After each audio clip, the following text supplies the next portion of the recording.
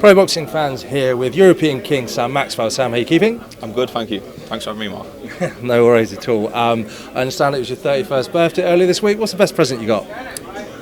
My sister got me some different brands of coffee, different tastes of coffee from around the world, and my girlfriend got me framed shorts from my fight. Obviously just the shorts, not the coffee. Yeah, my girlfriend got me framed shorts from my WBO European title fight with like the date and the name. So yeah, that.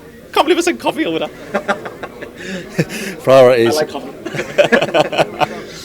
We're here in Birmingham for the announcement you're taking on Conor Parker, 30th of November. I want to start with Conor to begin with. Are you actually hoping for more of a routine defence this time after what happened last time? Definitely, I'm looking not to make any mistakes this time. Build on what I've been working on in the gym, and yeah, I'll be more ready for this fight. And I'm not looking to make any mistakes. But it's boxing, so yeah, that's the plan, is not to make any mistakes. What mistakes did you make last time? I just maybe underestimated them a little. Didn't go into the first round as sharp as I should have, and yeah. Just, I wasn't on it from the first bell. We'll come on to that. Conor Parker, 12 wins, 1 KO. What do you make of him? What does he do well? He looks like he's a nice, tidy boxer. Kind of upright, good fast feet, fast hands, and good work rate on him. Moving on to Sabri Sediri. He was taunting you for most of the fight, and you nail him in the last round, essentially. Talk to me about the emotions you're going through. Is it difficult to keep your mind on track when he's in front of you, trying to humiliate you, I guess? Yeah, well, like you said, like you've seen in the fight, the first round I was boxing well, got dropped. Second round boxing well, got dropped, and it was about. I felt like I was edging myself back into the fight each round without dominating the round. I was doing things nice and maybe like have a little flurry, but I was edging myself back in, and so I wasn't really minding about the showboating. I didn't even realise till I looked back on the fight and see the highlights how much showboating he was. It was only in the last round when my coach said, "Sam, you need to win this round to win the fight," kind of thing. So I knew that in my head, and then when he wobbled me in that round and started showboating, then I was like, I'm gonna lose unless I get to him. So it was only that round really that I paid attention to the showboating and just prayed I could land a shot on him, which I did. So in between rounds, your coach is not saying, like, trying to keep your mind focused when he's dropping his arms and he's kind of like tapping you on the shoulder and things like this. There was no sort of instruction from your coach to keep your mind on the task.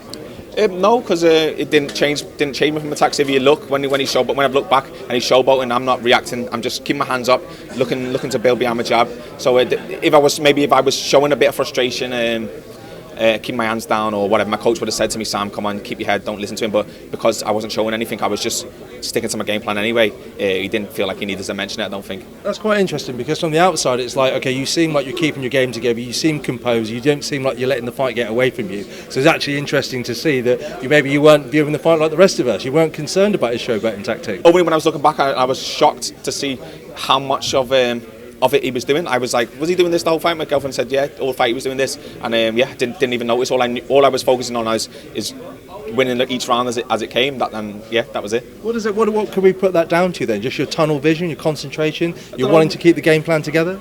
Maybe just concussion. Maybe I don't remember. I got it hard in the first round. Maybe it's that. I'd like to say focus, tunnel vision. I'm worried about winning a fight. Worried about punching him, not worried about him putting his hands down, sticking his chin out, whatever he was doing. But I'm glad he did it all, because it left me with the opportunity to land the shot when I did. And I know it came late, but it doesn't matter, does it? You're still in the time. What did you learn about yourself in that fight? I've learned a lot about myself. I can get up, and it's going to take more than some big shots to keep me down. And I learned I can stick to my tactics, even though it's going against me. The fight was going against me, and I was down. I still stuck to my tactics and was edging back into each round. And it showed me a lot about my team. No one panicked in the corner. We was calm, and that calmness coming from Danny, it calmed me down and made me not panic about the result. I didn't get frustrated. I didn't go rushing for the knockout win. I stayed calm and stuck to my boxing, which I'm good at. And I learned two massive things about myself and about my team.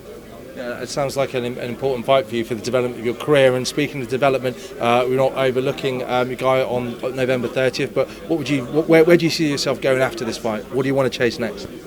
Yeah, well, I want to be further up the rankings. I think Conor's ranked behind me, just one behind me on the box rec.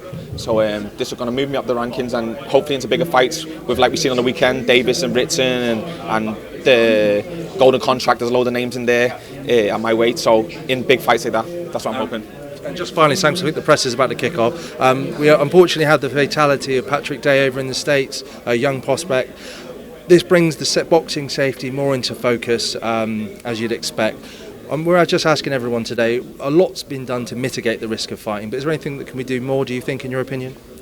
No, I think especially with the British Boxing Board of Control, I think they're one of the best at looking after fighters' health and safety, and so I think it's just no matter, even if you get everything right and the right checks and it's boxing and it can happen. It's a shame, but it can happen.